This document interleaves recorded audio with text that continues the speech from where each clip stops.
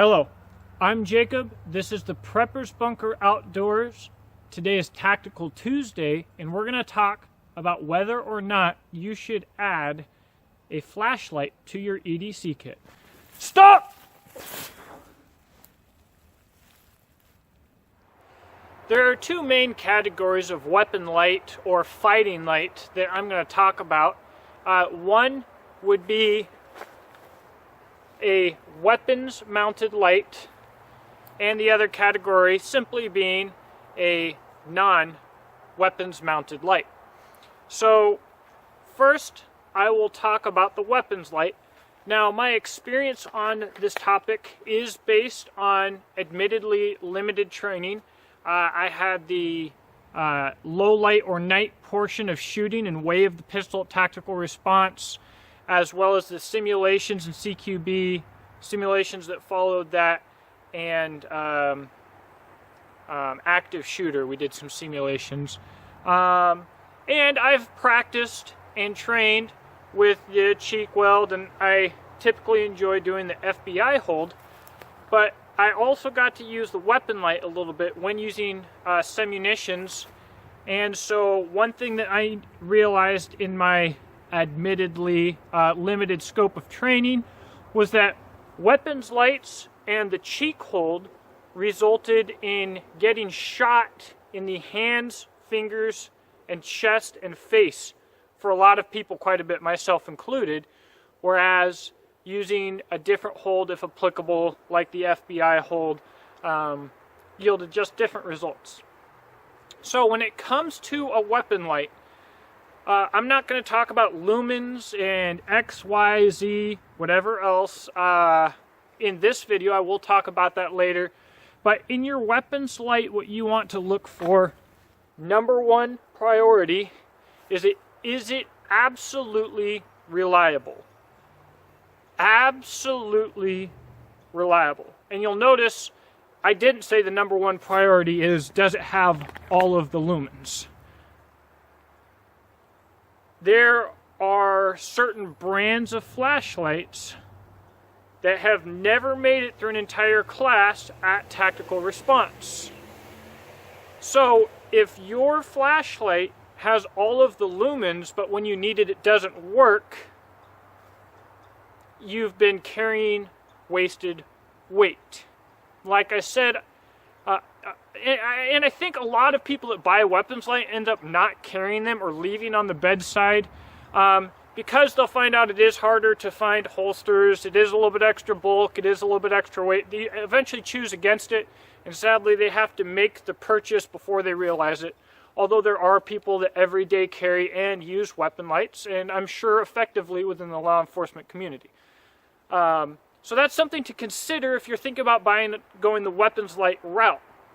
I know my buddy Jason Vidito of Rock Castle Training, I believe it's the Surefire X300 that he likes, but he can pop it on and off of his gun really easy, and he does sometimes when we're exploring caves or something, he'll pop his weapons light off and use it.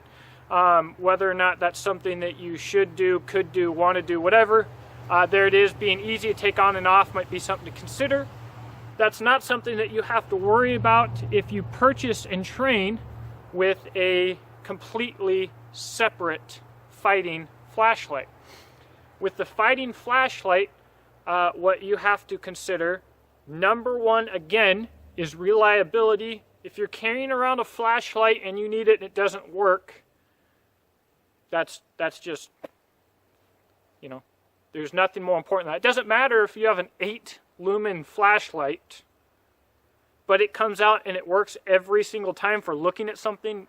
8 lumens not for fighting, but for looking at something. If it works every time, then you can trust it. You know, if it's 200 or 300 lumens, you can see far enough to engage your target. That's what's important. And number two, being able to operate it effectively. The other thing that I noticed in training, I used a Surefire. I actually used James Yeager's Surefire a little bit. Popped it on, popped it off when I needed to. Had a great time, then borrowed someone else's flashlight. I don't remember what it was, but I'd want to go light on, light off, whatever the case may be. I'd accidentally double click, it'd start strobing, it'd go up and down levels, it'd do all these things I didn't want it to do. because it had all these complicated settings and crap.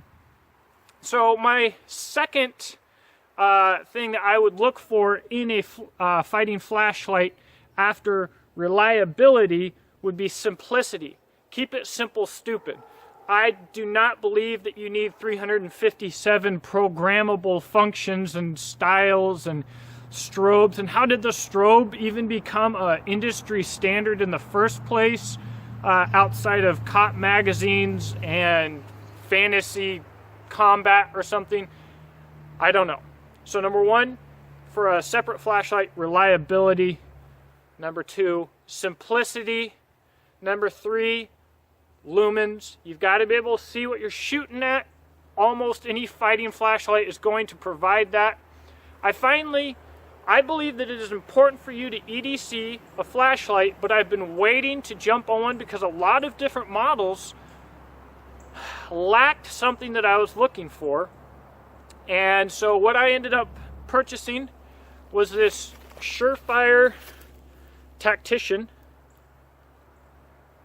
Alright. And basically the tail cap, when you want the light on, you push the button.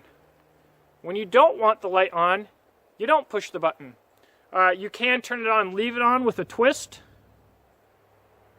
And it does actually have two different brightnesses. Full brightness, which is 800 lumens. Then you can do a half spin of the top bezel, and you go down to, I think, 8 or 10 lumens. It lasts a really long time that way. So now, I've got this flashlight with two different settings. You might have a flashlight with 357 different settings. How are you going to program it or set it up to be used? Well, there's a few things to consider. If you're carrying a firearm and this is a fighting flashlight, alright, so stop! You're bringing this sucker out, you're doing whatever you're going to do, okay? You immediately need the right setting right now, which is probably full brightness, okay? Now, let's say you're not doing that. Let's say you just dropped your wife's wedding ring and you need to find it on the ground. You might not need to use up all your battery power, which on this Tactician at 800 lumens, the battery life is 1 hour. Twist this back. I now have 8 lumens. Now I can find that. There's no rush. There's no reason to worry about how quickly I can get this flashlight into action. So I am keeping this at full power, 800 lumens. And if I need the low mode, I will have the time to access it. The way that I'm carrying this right now, I'm thinking about getting a Kydex holster to go with my 2 mags on this side to carry it, but as of right now, I'm using the pocket clip in my cell phone pocket, left hand side, and we will see if I like doing it that way or if that's a no-no. We'll find out. I certainly can't lose it. But, so, should you add a fighting flashlight to your EDC? Absolutely. If you are a man, whether you carry a firearm or not, you're going to need a flashlight. Men need flashlights. It's the way it works. You drop stuff, you work on stuff, unless you're like some hipster wearing like skinny jeans and leather shoes that lives in the city and can't change his car tire.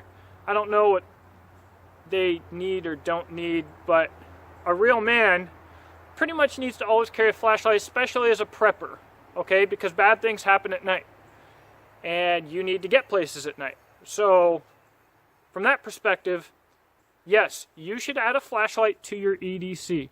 Now, should you add a fighting flashlight to your EDC? If you're carrying a firearm, a lot of shootings, muggings, everything else happens at night.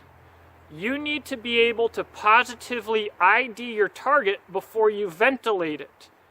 So whether you ventilate just the bad guy and his buddies, or you ventilate the bad guy and some innocent bystander, is a pretty important thing. Positive ID is everything.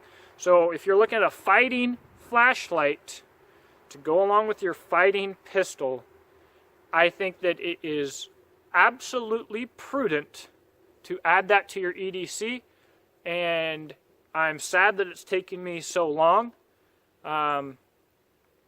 So if you're carrying a fighting pistol, which every man and woman should, you should also be carrying some extra mags, a tourniquet, and a flashlight. Get trained. Let me know what you think in the comment section below. I will be doing a full review on this flashlight. So, I hope you enjoyed, and have a blessed day. The ancient march, played by the United States Marine Pipe and the Drum Corps.